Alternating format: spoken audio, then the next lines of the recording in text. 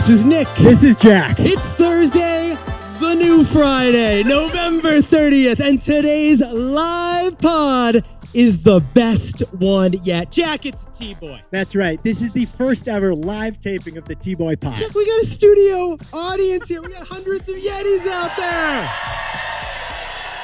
Can I just say, you look fantastic. I mean, you look fantastic. I know you have makeup on, and I think it looks great, by the way. I thought we weren't going to talk about that. Well, we're going to talk about it a little bit. It looks great. I mean, I better be wearing makeup. Is that Darlene from Duncan I see back there? I think that's Frank from Finance, Jack. Dorchester. Yetis. We are at Shack 15, a wonderful venue, which gave us the extra sprinkle dinkle, a little bit of razzle-dazzle. Now, to our podcast listeners right now, you will hear our core 20-minute usual T-Boy show. But Jack and I whipped up an hour of special material for the besties in real life.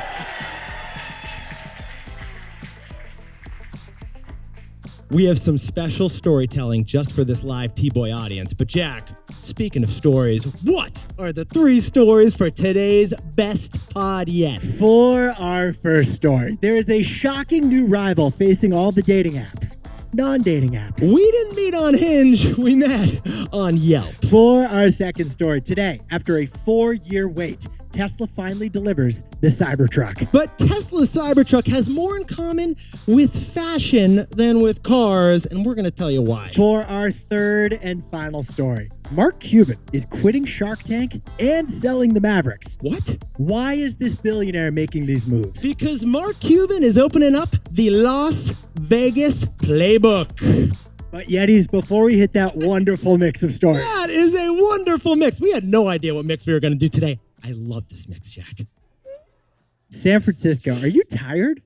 I mean, Jack, I don't know. I thought some eye rubbing, some yawning. Was someone like yawning over there? I lived in San Francisco for a year. Yeah. The commute, the traffic, it makes it kind of tough. But it's different. There was a different type of yawning I just heard, Jack. What was that? We just discovered that San Francisco just had its worst week of sleep ever.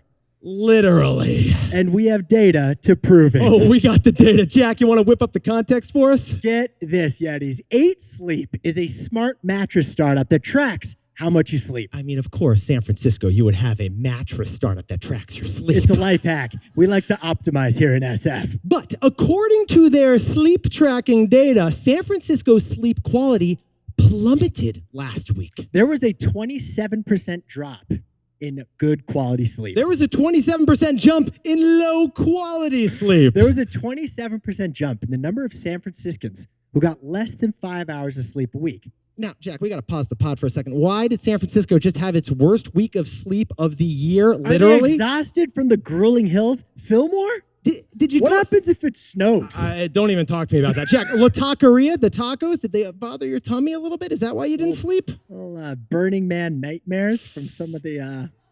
Jack, can you whip up the answer for us about why San Francisco didn't get any sleep last week? It's the drama at OpenAI. True story, Yetis. The Sam Altman Chat GPT firing actually kept San Francisco awake last week. Why? Nick and I were trying to cover the news. It was a struggle. Sam Altman was tweeting updates at 1 a.m. Okay, but then, Jack, he got rehired at 2 a.m. Then he retweeted Microsoft's rehiring tweet at 3 a.m. If you were working at OpenAI, you were up all night, man. Your eyes were OpenAI, Nick. The only thing closed in San Francisco last week was Van Ness Avenue. Classic.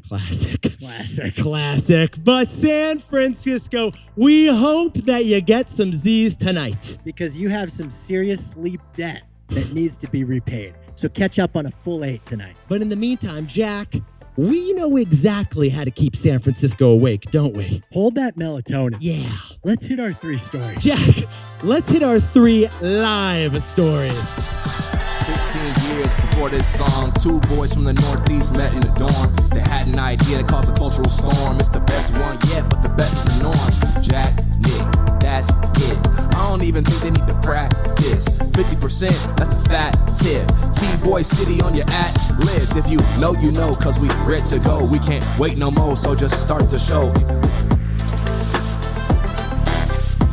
Start the show. For our first story, the newest dating apps are the opposite of dating apps. People aren't meeting on Tinder, they're meeting on Yelp. Yeah. And it's because of a lesson you got taught in 7th grade. Jack, can we talk about the serious drama going down in the dating app industry right now? Is it just me, or is every guy who's 6 foot or taller listing that in their profile? I mean, Venmo requests on the first date? What's going on here, Jack? That's a red flag? Yetis, some of the worst performing stocks this year are the dating app stocks. Match, Bumble, they are both down about 30% so far this year. Part of the issue is that dating apps are seeking profitability and they've become expensive. We've told you, Yetis, about the $500 a month subscription by Tinder. That's expensive. That's rent. Or Tinder Premium. Yeah. The second reason is that singles, post-pandemic, prefer connecting in real life. You'd rather meet someone at a karaoke bar than an OkCupid.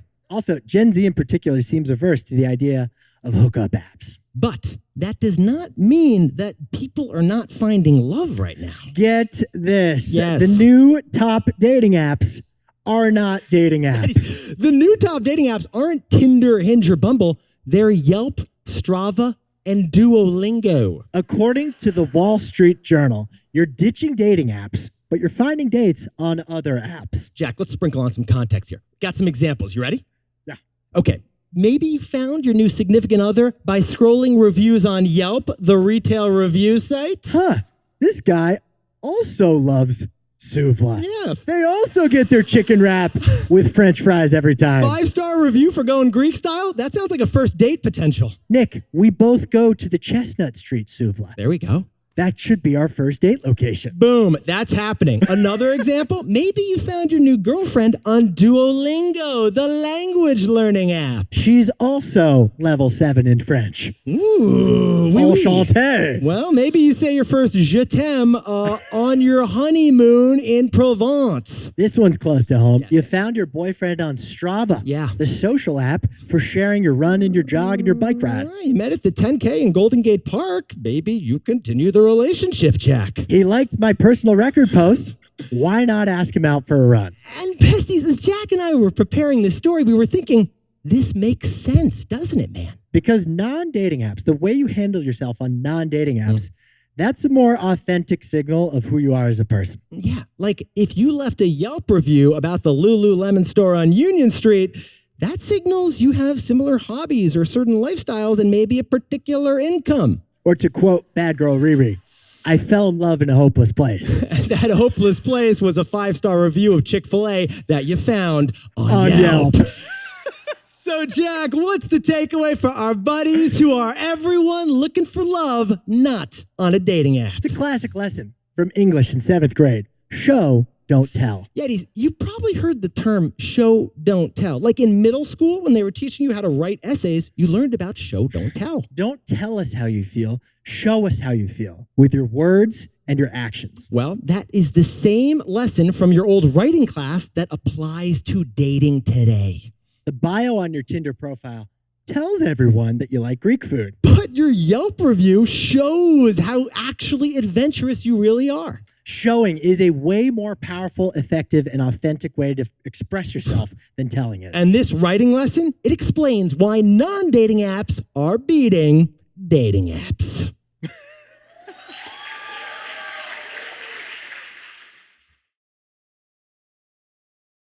For our second story, Tesla finally delivers its first batch of Cybertrucks today in Austin, Texas. Today, Thursday. But the one word that this truck makes us feel, it reminds us of fashion. When we hear Elon Musk and Cybertruck, we're thinking Anna Wintour. Yetis, for 4 years, Tesla has had the same lineup of 4 cars. For 4 years, we have been waiting for a 5th car from Tesla. That 5th car wasn't just any car. It was the Cybertruck. Yetis, back in 2019, before the pandemic, Elon used a Cybertruck on stage. He showed us the car he had been dreaming of. He'd probably been dreaming it up since his childhood. Yeah. Because the Cybertruck looks like a predatory robotic animal from the future. It's like if C-3PO designed a Hummer, right? Like that kind of a thing. It's an electric truck. And after a 4-year wait, the first 10 of those vehicles are being delivered today. And it goes down this afternoon at Tesla's factory in Texas. How do we describe that, Jack? Texas, the ancestral homeland of the pickup truck. You remember, I sent you the photo this weekend. I saw a Cybertruck in the wild. I know, Nick did see one, so I guess it's not the first 10. No. It looked like the truck was menacing at me. It's an intense truck, but it was cool. Don't get in the way of that thing. But Yetis, you might be thinking to yourself, what took this so long? Why is Tesla's first truck so late? This was supposed to be delivered 2 years ago. Instead of being the first electric pickup truck, it's the fourth, behind Rivians, Fords, and the Chevy Silverado. And the reason why, Jack? According to the Wall Street Journal, the reason for the Cybertruck's delays is its exoskeleton. The reason is the door. The reason is the metal. It's the door, Yetis. Remember when Elon threw that rock at the Cybertruck? Yeah. He threw 2 rocks. No, he threw one and the designer threw another. It's because he wanted the Cybertruck to have bulletproof glass doors and windows and maybe even a chassis. In the demonstration, it didn't quite work. No. The window shattered.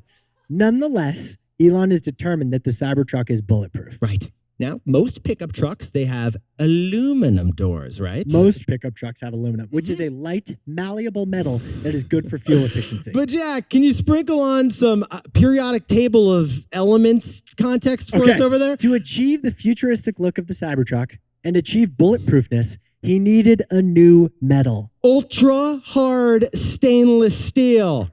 Steel that is so thick and so hard, it's really hard to bend it into the shape of a Cybertruck. Okay. You can't even paint it, right? You can't paint it. You can't paint this metal. It's that tough. Now, the only color you can get is metal. Now, the last car to come out in this freakishly hard metal. The last car to be this material was the DeLorean from Back to the Future. Yeah. Not exactly a practical car. Now, Elon has confessed that this metal issue of the door is what's caused the delay, and it may make it really hard to profit off of the Cybertruck. Elon admitted on the last earnings call for Tesla, we dug our own grave with the Cybertruck and that darn metal. The darn metal was my part of the quote, by the way. But we would still test drive one. So, Jack, what's the takeaway for our buddies over at Tesla? The Cybertruck wasn't designed like a car. It was designed like a dress. Yetis, interesting thing about the car industry. The car industry is all about getting the customer exactly what they want. Because it is extremely expensive and time-consuming to develop a new car. Tell us more, man. You have to build the prototype, see if the audience responds well to it. Then you have to build a new factory line with new machines. The time frame is 5 to 10 years between sketching it on a piece of paper and the first one rolling off the assembly. That's why these car companies are doing focus groups and research groups and more focus groups, and they're taking 5-10 years to do a marginal, tiny little change. They don't want to make a mistake because a mistake would be so costly. But the Cybertruck did the opposite of that. The Cybertruck did the opposite of the tried and true car design process. The Cybertruck pulled off a design process like a dress getting unveiled at a fashion show. Because look at that thing. It's imaginative. It's daring. Yeah. It breaks the mold and all the rules of automotive. On the other hand, in the car industry, you don't break the mold, you mold the mold. Literally. They mold the mold. That's the point. Yetis, prepare to start seeing an electric tank-like cyber beast prowling our streets. But Jack, the real reason that Cybertruck's going to catch our attention? It wasn't designed like a truck is designed. It was designed like a dress. It was designed like a dress.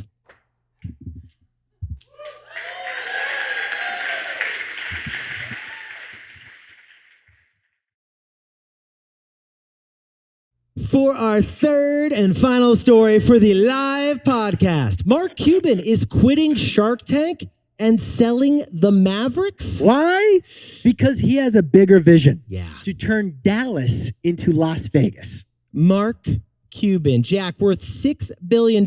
He bought the Dallas Mavericks NBA basketball franchise for a steal back in 2000. And thanks to Dirk Nowitzki, who Nick and I refer to as the Berlin Wall. Das Berlin Wall. Mark Cuban won an NBA Finals, and the Mavericks are a top franchise. You've seen Mark Cuban. He's constantly sitting courtside. He may be yelling at the ref, but he's wearing some fantastic Mavericks merch. But shocking news, because this guy is such a Mavericks fan. Multiple sources have confirmed that he is selling the Mavericks. We honestly couldn't believe it. That was shocking. And Jack, to whom is he selling the Mavericks? He is selling the Mavericks to Miriam Adelson of the Las Vegas Sands Casino Empire. Wow. And can we talk about the return on investment of that basketball team? He purchased the Mavs for $285 million. Now he's selling it at a valuation of $3.5 billion, which is more than a 10x return. Sit down, stand up, and write a check to Barbara Corcoran again. But the story doesn't end there, Nick. No. Mark also announced the same day he's quitting Shark Tank. After 16 seasons, Mark Cuban has one big project that he wants to focus on that's not Mr. Wonderful's head. And for that reason, he's out.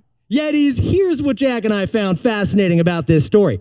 The one big project Mark Cuban wants to focus on now isn't a startup, it's a city. The city of Dallas. Yeah. Mark Cuban is about to make the city of Dallas an offer it can't refuse. Gabagool. It's a sports betting situation. Now that sports betting is legalizing, it's sweeping across America. Mark Cuban wants in on that. Yeah, Mark said last year he is looking for a casino partner to build a new casino with and an arena with. Yeah, an arena surrounded by casino and hotel properties. Okay, so Jack, what is Mark Cuban's pitch to the city of Dallas and the state of Texas? Here's what he's saying in the Lone Star State. My partners and I will build a new arena with new casinos and new hotels at no cost to the public. Tons of jobs will be created. Huge tourist dollars are going to pour on in to the Lone Star State. But here's what I'd like in return. Just a small thing. He did say there is one thing he wants.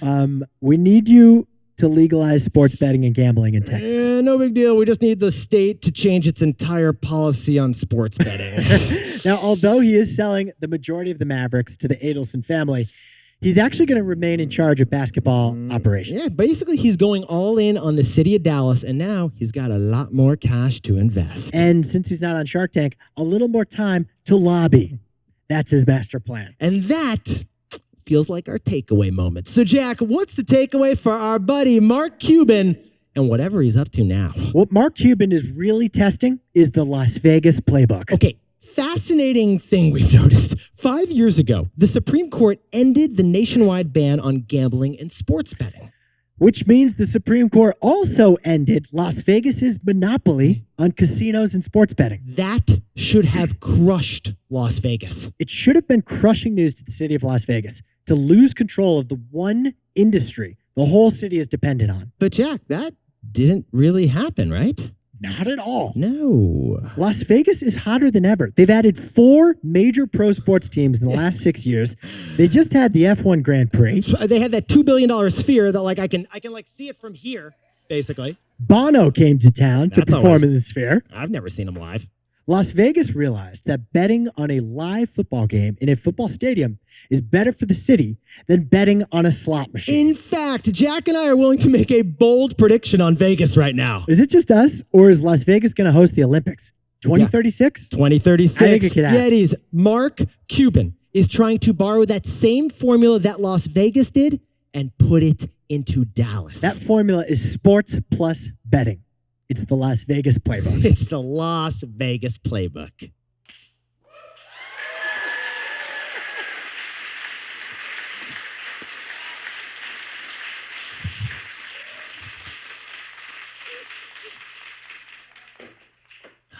Now, Yetis, we're not done the pod yet, even though we've done our 3 stories, right, Jack? But this pod's not over yet. Jack always whips up the takeaways. It's like a natural skill he has. Do you have a Cookie Crisp in you, or? Is there a Yeti here, though? Because Jack's... Cookie Crisp. That ain't bad. We got to do a mic check next time. But Jack's been doing a lot of talking tonight. So we were thinking, let's give Jack, a 14-second break. And maybe one of the besties or Yetis wants to whip up the takeaways with us. I'm almost out of tea. Anyone? I need 15 seconds of voice break. We'd love a volunteer. If somebody could come up. Here it is. That was quick. Well, let's do it. We'd love if you could whip up the takeaways. Let's get a round of applause. Right. Jack will give you the play-by-play on how it's done. And your name is? Taras Milashenko, Austin, Texas. Wonderful. Oh, thank you for volunteering. Taras is actually a legendary Yeti who sent us some great facts of the day. Let's get another hand for Taras. So here's the Now, Yetis, basically, at the end of the show, we've already done our takeaways for you, but the way Jack and I see it, you may have missed the takeaway a little earlier. And with podcasting, you may be multitasking, so we want to whip them up for you one more time. It's part of our format. So we always ask, Jack, can you whip up the takeaways for us?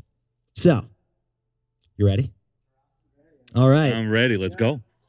You got to stretch out. You got to get, it's kind of physical. Yeah, there you go. There you go.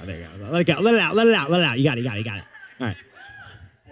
So, Taras, can you whip up the takeaways for us for our first live show? For our first story, single people are finding love not on dating apps, but through non-dating apps. It's just like our 5th grade English teacher taught us. It's best to show, not tell. For our second story, Cyber Thursday, Tesla delivers the first Cybertrucks today in Austin. This wasn't designed like a car. This car was designed like a dress. And for our third story, Mark Cuban is quitting Shark Tank and selling the Mavericks to transform Dallas. Sports plus betting. That is the Las Vegas Playbook.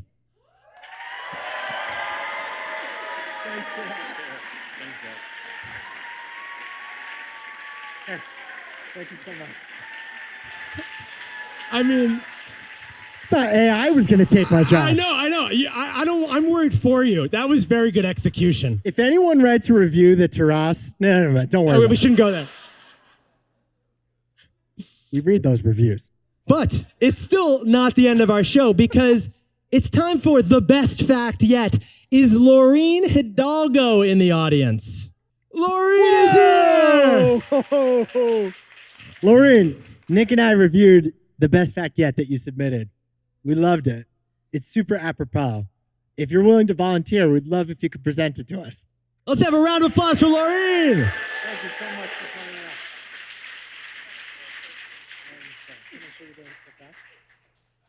So, every day we get to do this show, and this show is the best one yet because Jack and I really and truly believe, and we started saying this before we named the show this, that every episode we've done is the best one yet. But we always end the show with the best fact yet because the Yetis send us some fantastic facts. So, Laureen Hidalgo from the Bay Area, what's the best fact yet?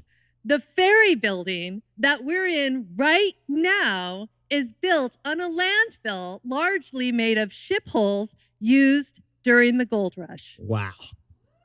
Thank you, Thank Laureen. you so much.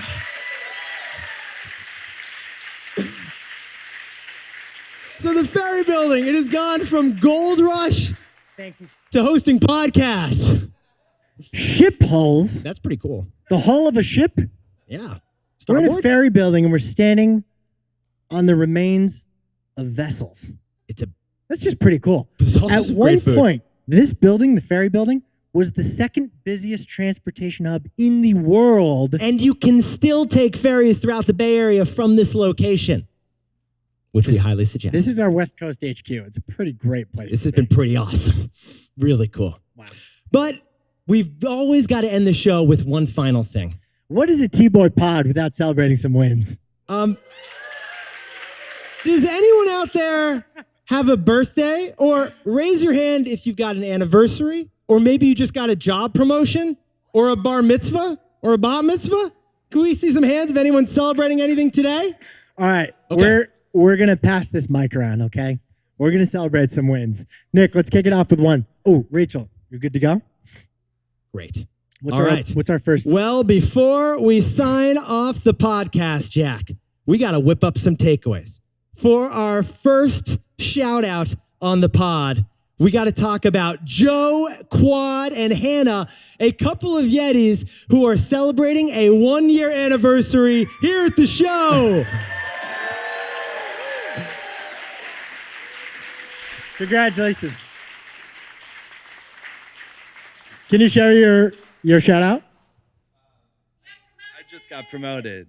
Let's get another round of applause. You son of a gun. Congratulations. All right, do we have any shout outs on this side? Oh, right here. Jeremy and I are moving in together in 2 weeks. There we go. Where are you guys moving in? We're in Nob Hill, moving 2 blocks away, still in Nob Hill. Well, Nob Hill.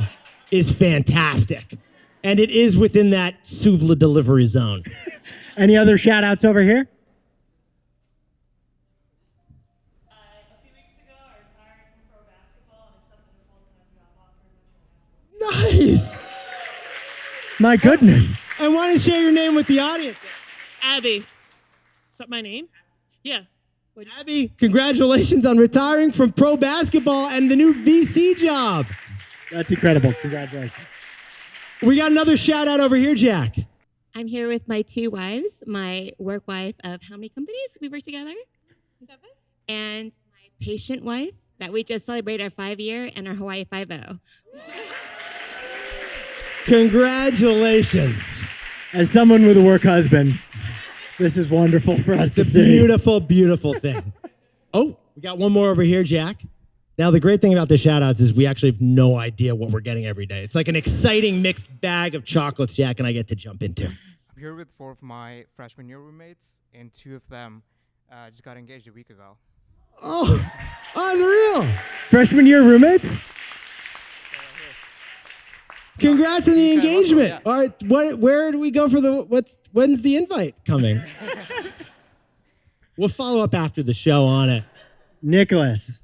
Jack, before we go, we also have to do some real fundamental thank yous. Thank you to Shaq15 for hosting us in this stunning place.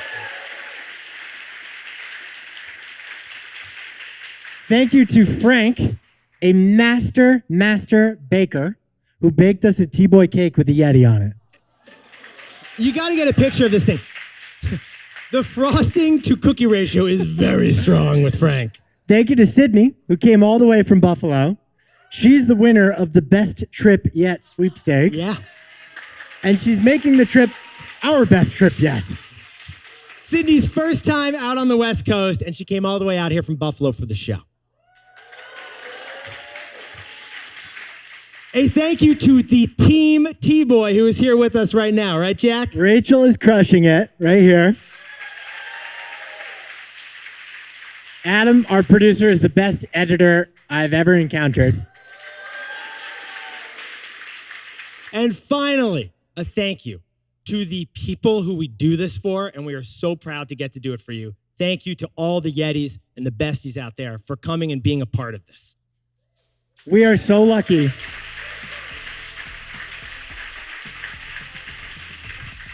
We are so lucky to have stumbled into this career. And it's because you listen every day, and we appreciate it more than you realize. So thank you so much for being a part of this. Thank you, Jack, for being the absolute perfect partner. Nicholas. This is the most fun we could My possibly be man. having.